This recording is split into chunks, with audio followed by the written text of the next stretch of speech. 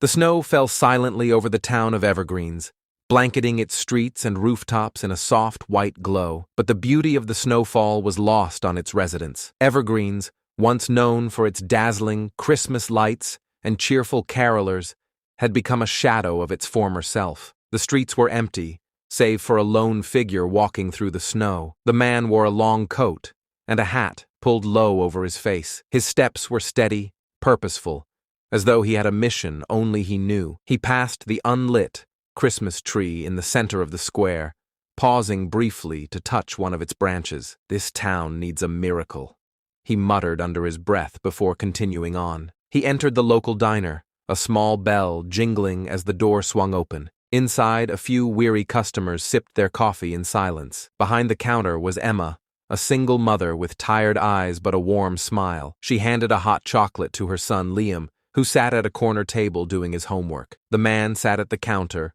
ordered a simple cup of coffee, and listened. "Mom, why don't we have a Christmas tree this year?" Liam asked innocently. Emma hesitated, glancing at the stranger before replying softly, "Because we have something more important. Each other." The man leaned forward.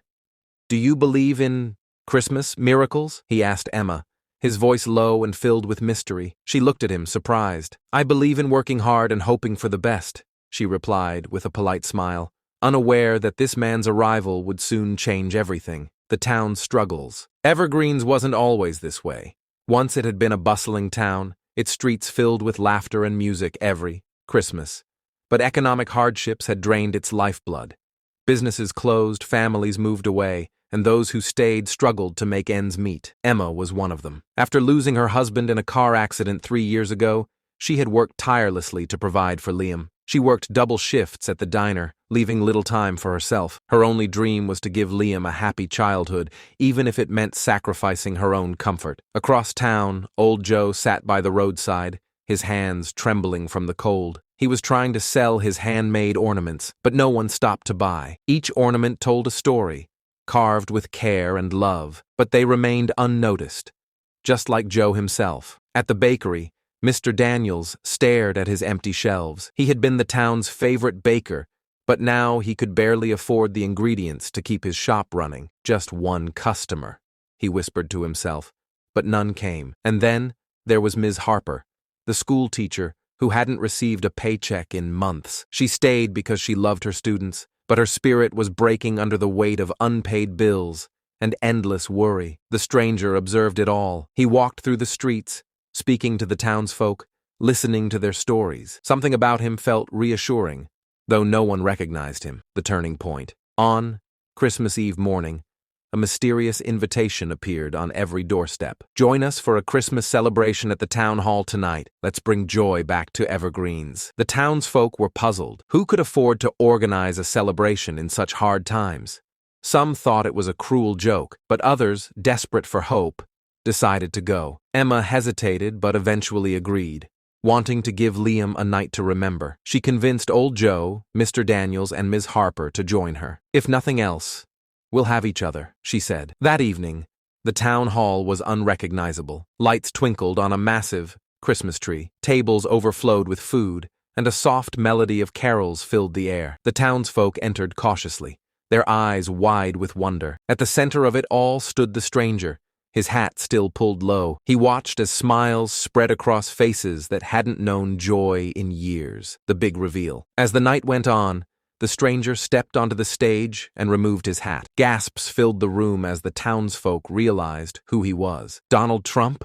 someone whispered in disbelief. "Yes," he said with a smile. "But tonight, I'm not here as a public figure. I'm here as a fellow human being who believes in the power of kindness." Trump explained how he had read about the struggles of Evergreens and decided to visit in secret. "I wanted to see for myself the strength and resilience of this town," he said. "And what I found is a community that hasn't lost its heart, even in hard times." He then turned to old Joe and handed him an envelope. Inside was enough money to retire comfortably. "Your ornaments are more than decorations. They're pieces of your soul. You deserve to rest now." To Mr. Daniels, he offered a grant to revamp his bakery. "This town deserves the smell of fresh bread again," he said with a wink. For Ms. Harper, he announced that he would personally fund the school's operations for the next 5 years. "Education is the foundation of hope," he said, And for Emma and Liam, he handed over the keys to a small, cozy house. "Every child deserves a safe and happy home," he said, kneeling to meet Liam's eyes. The lesson. As the celebration continued, Emma stood by the glowing Christmas tree, watching Liam laugh and play with the other children. Tears filled her eyes as she whispered, "This is what Christmas is supposed to feel like." Trump approached her and said, "Christmas isn't about the gifts or the decorations. It's about the love we share and the hope we inspire in each other." That night, the town of Evergreens came alive again. It wasn't just because of the lights or the food. It was the kindness of a stranger who reminded us of what truly matters. Christmas is not about what you have. It's about what you give, and sometimes the greatest gift is believing in miracles again.